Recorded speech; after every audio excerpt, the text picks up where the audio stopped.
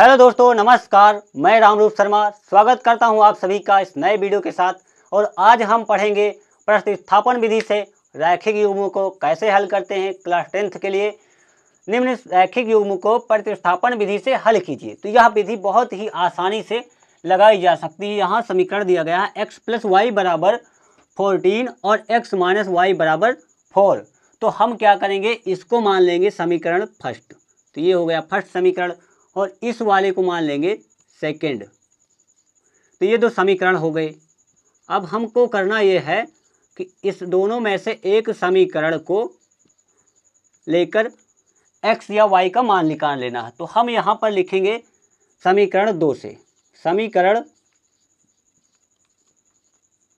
2 से समीकरण 2 है x - y = 4। तो अगर हम यहाँ निकालेंगे x की वैल्यू तो ये हो जाएगा x = 4, y यहाँ आएगा प्लस का y हो जाएगा y। ये बना थर्ड समीकरण, इसको लिख लेंगे थर्ड समीकरण। हम यहाँ देखते हैं कि x का जो मान आया 4 + y आया। तो हम क्या करेंगे, समीकरण थर्ड से लिख लेते हैं एक बार। समीकरण थर्ड से x का मान हमने निकाला समीकरण 2 से, तो हम रखेंगे समीकरण 1 में। समीकरण फर्स्ट में रखने पर तो समीकरण 1 है, इसको एक बार लिख लेंगे x + y = 14। ये समीकरण 1 है। यहाँ हम x का मान रखेंगे, x का मान 4 + y है। तो जहाँ पर x है वहाँ लिखेंगे 4 + y। तो ये हो गया 4 + y और यहाँ y पहले से है, y लिख देंगे = 14 हो जाएगा। तो y को जोड़ेंगे तो हो जाएगा 2y बराबर, और ये 14 हो गया। इस 4 को इस ओर लाएंगे तो -4 हो जाएगा। तो 2y बराबर हो जाएगा 14 - 4 हो जाएगा 10। 2y = 10। तो अगर हम y की वैल्यू निकालेंगे तो y = हो जाएगा 10/2। तो 10/2 का मान हो गया 5। तो y = आया 5। अब हम क्या करेंगे, x का भी मान निकालना है। तो y की जो वैल्यू आएगी उसे समीकरण थर्ड में रख देंगे। एक बार यहाँ लिखेंगे y का मान। देखो हमने यहाँ समीकरण 2 लिया, 2 से x का मान निकाला, समीकरण 3 बना। समीकरण 3 से x का मान समीकरण 1 में रखा तो y का मान 5 हमें पता चल गया। तो अब हम y का मान समीकरण 3 में रखेंगे। समीकरण थर्ड में रखने पर तो समीकरण थर्ड है x = 4 + y।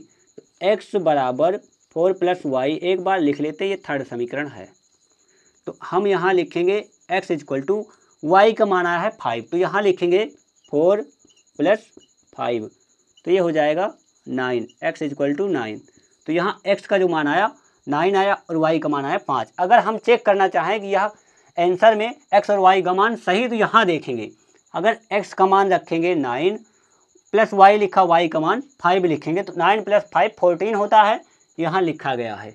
अगर x - y करेंगे, x का मान 9 है और 9 से अगर हम माइनस करेंगे y के मान जो आया है 5, तो 5 को घटाएंगे तो हो जाएगा 4 और यहाँ पर x - y = 4 है लिखा। तो इस तरह से हम प्रतिस्थापन विधि लगाएंगे, x की वैल्यू निकालेंगे या y की, दूसरे समीकरण में रखेंगे। तो नेक्स्ट क्वेश्चन देखते हैं। दूसरा प्रश्न है x - y = 6, x + 3y = 22। तो हम इसको मानेंगे समीकरण फर्स्ट, लिख लेंगे समीकरण फर्स्ट और इसको लिखेंगे समीकरण सेकंड।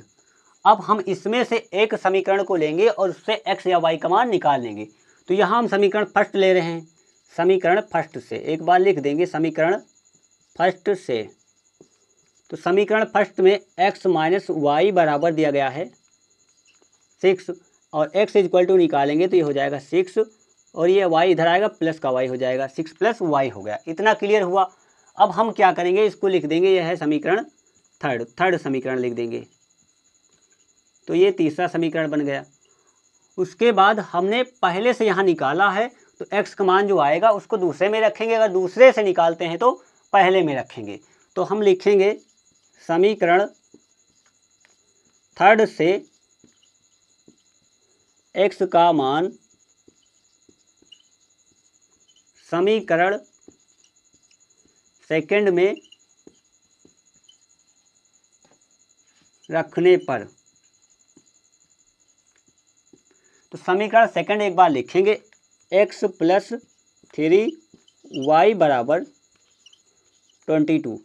तो यहाँ x की जो वैल्यू है 6 प्लस वाई लिखेंगे यहाँ पर। तो हम लिख देंगे 6 प्लस वाई और प्लस का 3y ये है पहले से इज इक्वल टू 22।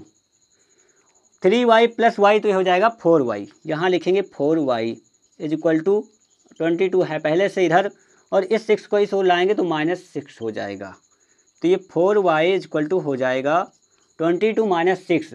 अगर इसको घटा देंगे हम तो ये हो जाएगा 16। यहाँ लिख देंगे 16 और y इज इक्वल टू अगर निकालेंगे तो 16 अपान हो जाएगा 4। तो इसको करेंगे कैंसिल, 4 1 जा 4, 4 4 जा 16। तो y इज इक्वल टू जो आएगा y इज इक्वल टू आया 4, y की वैल्यू आ गई 4। अब हम y की वैल्यू प्राप्त कर लिए हैं तो क्या करेंगे, x की वैल्यू निकालेंगे। और x की वैल्यू तब निकालेंगे क्योंकि यहाँ पर x बराबर 6 प्लस वाई है।